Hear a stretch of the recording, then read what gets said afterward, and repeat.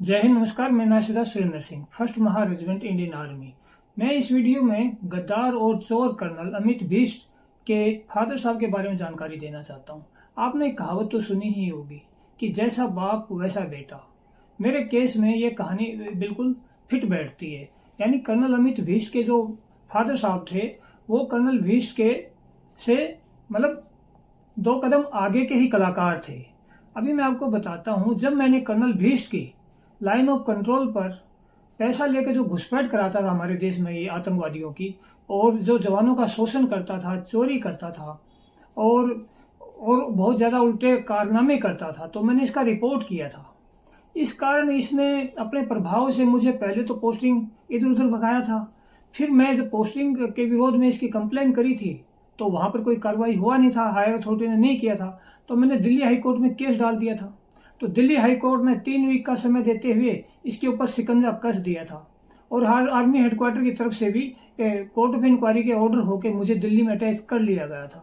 लेकिन ये जालसाज इतना सौदागर है कि इसने दूसरे बड़े अधिकारियों से सेटिंग करके मुझे JNK में बंदी बना के ले गया था।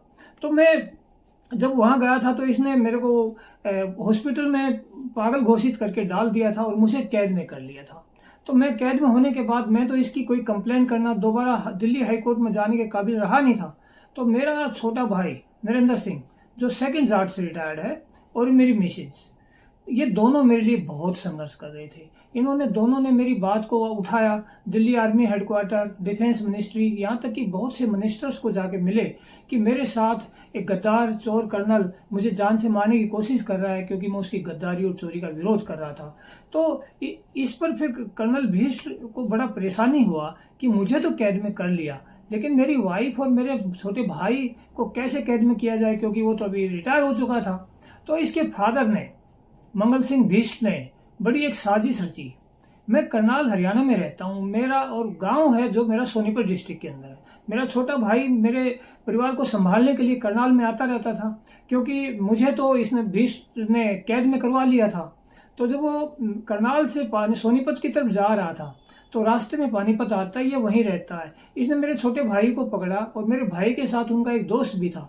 दोनों को पकड़कर झूठी FIR दर्ज करके एक झूठा मुकदमा दायर करवा दिया, और यह मुकदमा 2015 से 19 तक चला, और बाद में कोर्ट ने डिसमिस किया, पूरा झूठा पाया गया था। इसलिए तो मैं यहाँ पर कर्नल बिष्ट के फादर साहब की ये कहानी बता रहा हूँ कि कर्नल बिष्ट के फादर ने अपने गद्दार बेटे, चोर बेटे को बचाने के लिए क्या हथकंडा अपनाया था, क्या क्या क्या कार्रवाई की थी। यानी मेरे परिवार को भी पूरा डैमेज करने के लिए कोशिश की थी।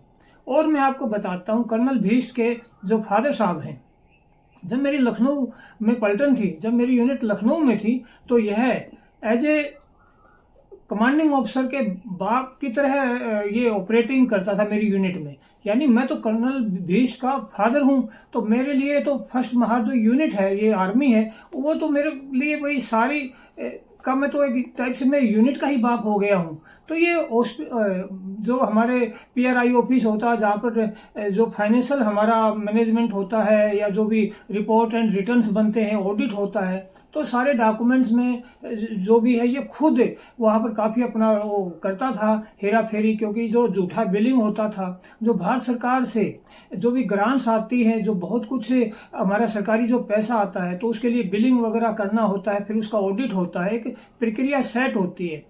लेकिन इसका फादर जो भी इन कामों में सारा इसके फादर का ही रोल होता था, जो झूठे बिलिंग वगैरह करवाना। क्योंकि कर्नल बिष्ट को और ज़्यादा चोरियों के और धोखाधड़ी से फुर्सत नहीं होती थी। कर्नल बिष्ट को CSD कैंटीन में भी एक धंधा था उसका, दारू बेचने का और कैंटीन का, और इसको बहुत से और कामों में भी अपना हेरा फेरी में बिजी होता था। इसलिए दोनों बाप बेटा मेरी यूनिट में, इनका मतलब एक टाइप से अपना, जैसे ये इनकी प्राइवेट प्रॉपर्टी है ये आर्मी। इसके फादर साहब की पहुंच पूरे हमारे यूनिट के, जो भी हमारे सेना के डॉक्यूमेंट होते हैं, जो रिस्ट्रिक्टेड होते हैं, ओनली सोल्जर उनको देख सकता है और उन पे हमारे जो कार्रवाई की जा सकती है। लेकिन इसके फादर हर जगह पे वो उनका प्रभुत्व था, और वो यहाँ तक कि हमारी सेना के जो हथियार होते हैं, गोला बारूद होता है, वहाँ पर चले जाते थे और किसी भी हथियार को उठा के बोलते आज मुझे इसका फायर करना है, आज मुझे इसका फायर करना है। आप लोग ये फोटो में देख ही पा रहे होंगे, इस फोटो में ये LMG के फायर का एंजॉय कर रहा है और स्नाइपर राइफल का। तो इस प्रकार मेरी यूनिट के 20-25 जवान तो इनकी टहल बजाने, इसको फायरिंग आदि करवाने और इसके जूठे बिलिंग वगैरह जो प्रिपेयर होते थे वो उसमें लगे रहते थे।